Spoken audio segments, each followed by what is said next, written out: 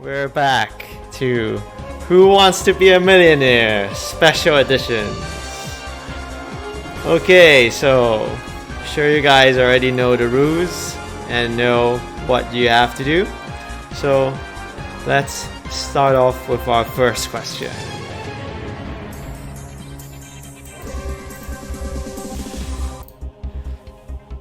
So for $100, you would have the opportunity to walk away with $200 for the first question on taxes or subsidies.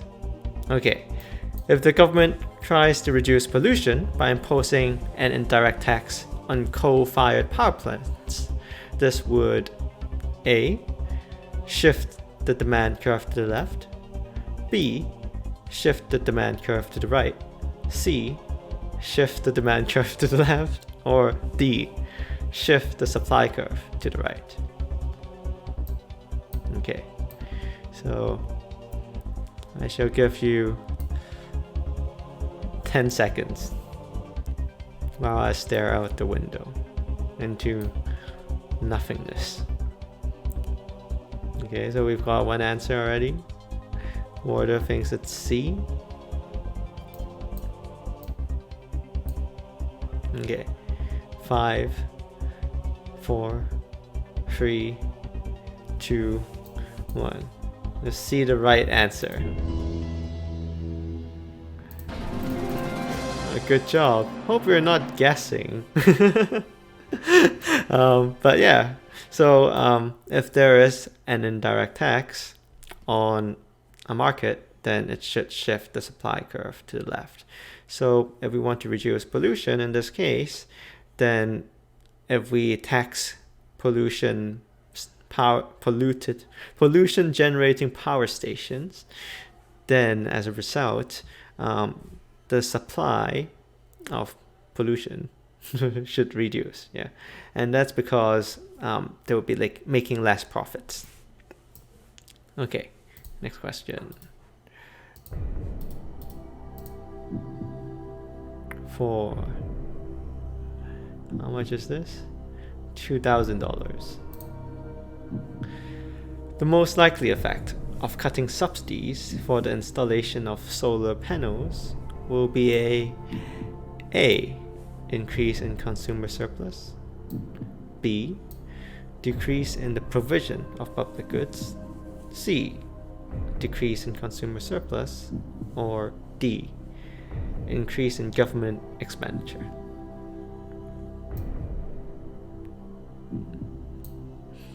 So remember, you still got your 3 lifelines. If you find this particularly difficult, you've got a 50-50, phone a friend or ask the audience. So what would happen if you cut subsidies, like reduce them instead of providing them? I'll give you 5 more seconds to decide, and I shall reveal the answer. Oh, can we use 50-50? Okay, so I'll just get my pen out. So 50-50 will help to eradicate 2 answers. So it won't be an increase in government expenditure, and there won't be an increase in consumer surplus.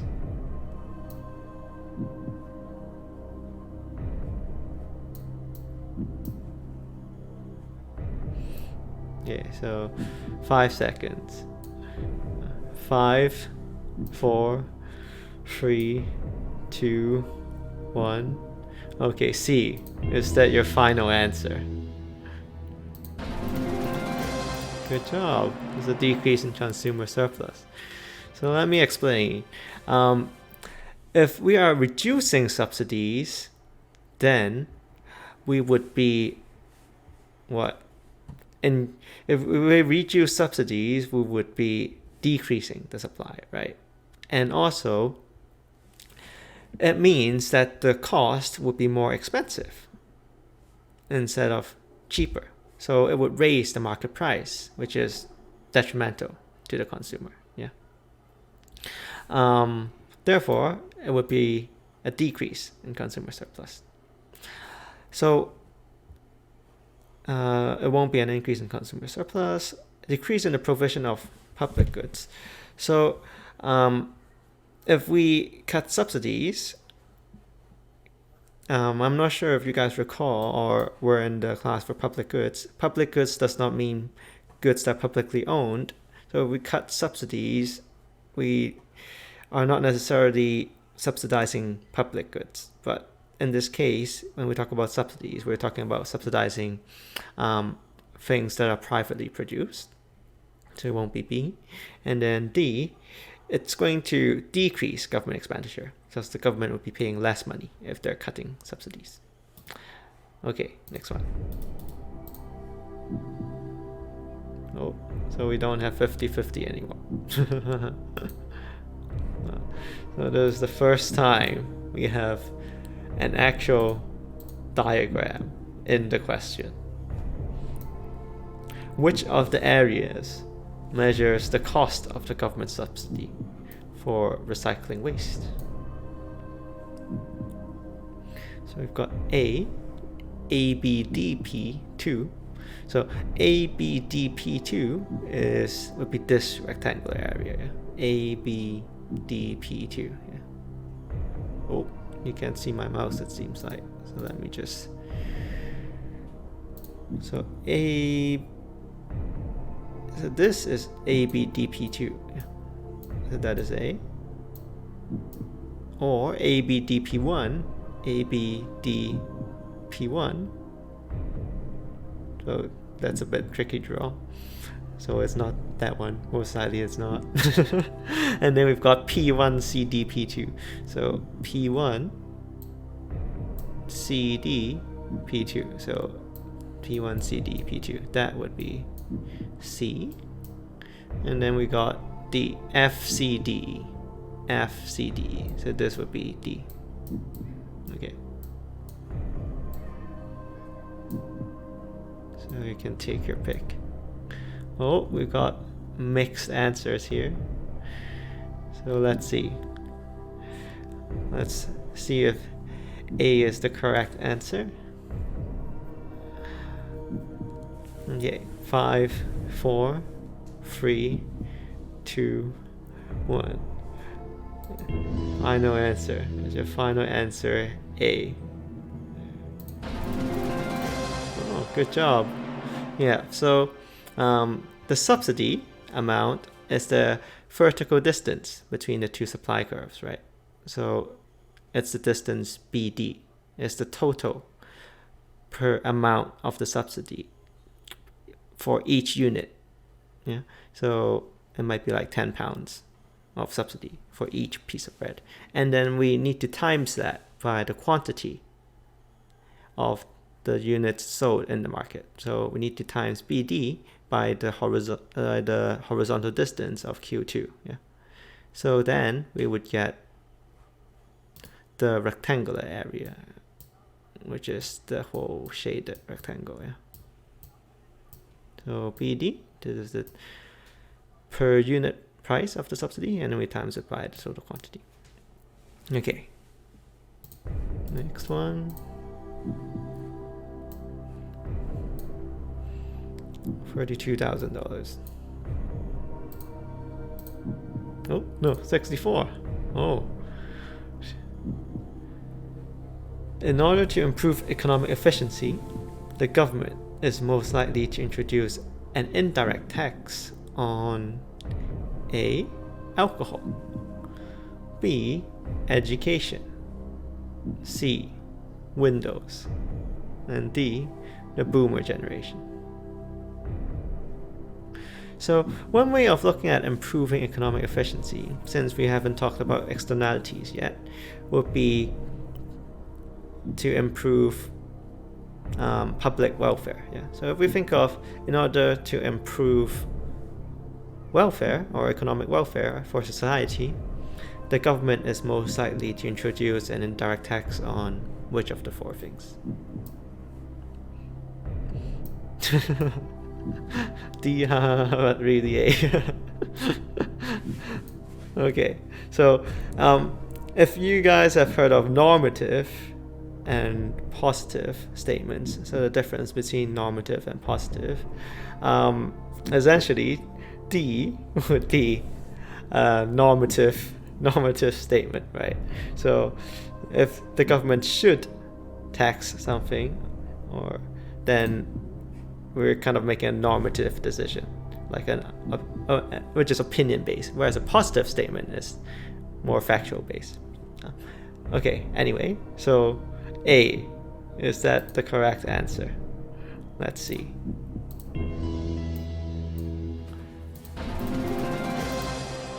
Yeah, good job.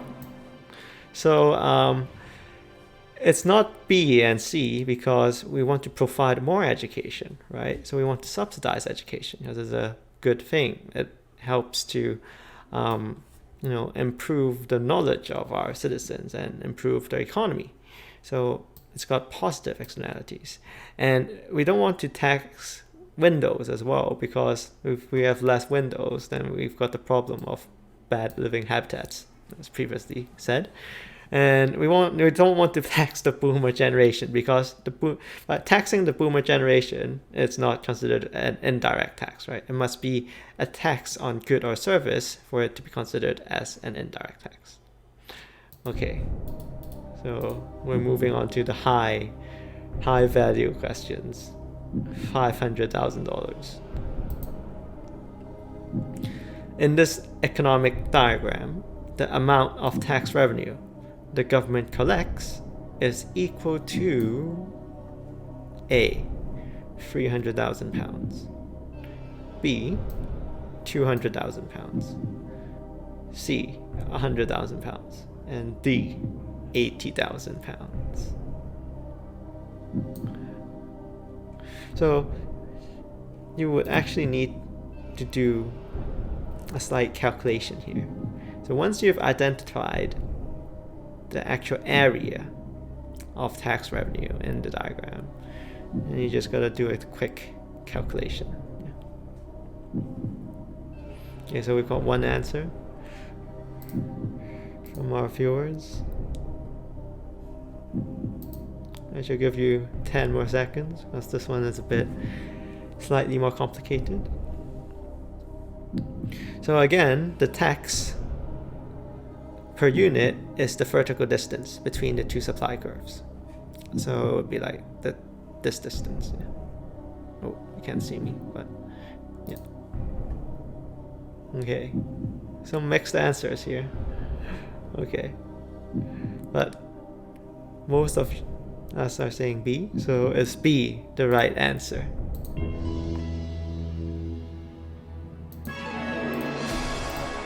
It's C. You get to go home without $500,000.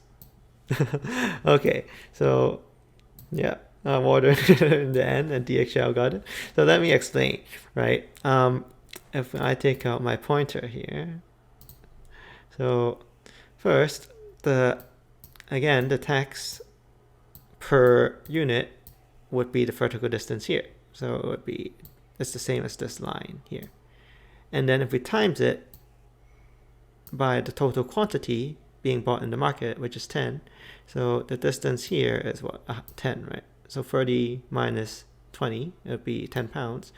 So we're taxing 10 pounds for each unit. And then if we take each unit and then times it by 10,000 of those units sold, then we get 10,000 times 10 pounds, then we get the government is receiving 100,000. Yeah.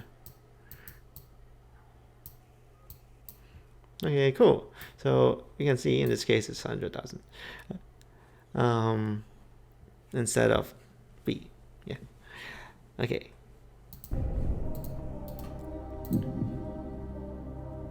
Oh, I thought I fixed this. Next one. The government is most likely to introduce a subsidy for a good when there is a high opportunity cost to do so. B, PED is inelastic for the good. C, a merit good is underprovided. and D, the price of the good is low and affordable. Oh, very, very quick answers from DHL.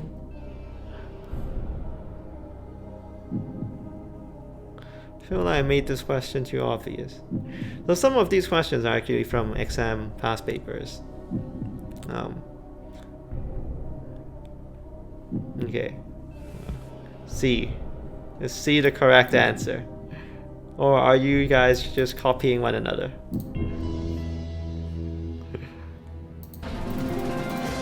Good job. You're right. It's correct. It is C. Okay, so yeah, when there is a merit good, so a good that is good for society, we'll want to provide it more, and in order to provide more for it, we will want to subsidize it, yeah, so that it becomes more readily available. There'll be more producers producing it because they can earn some money from the government to cover their costs, and there'll be more quantities in the market. So it's not A, because if there's a high cost for the subsidy but not a lot of return, then that means there's a high opportunity cost. So if that money could have been used for something else or something better, then we wouldn't want to use the subsidy. It's not B, because if PED is inelastic, that means the quantity change in the market is not very responsive to the price change. So this means if we introduce a subsidy and reduce the price of the good, it won't have a very big effect on the quantity. So therefore, if PED is inelastic, we might not consider a subsidy because it might not be very effective. And then D, the price of the good is low and affordable. If it's low and affordable, why do we have to subsidize it, right? So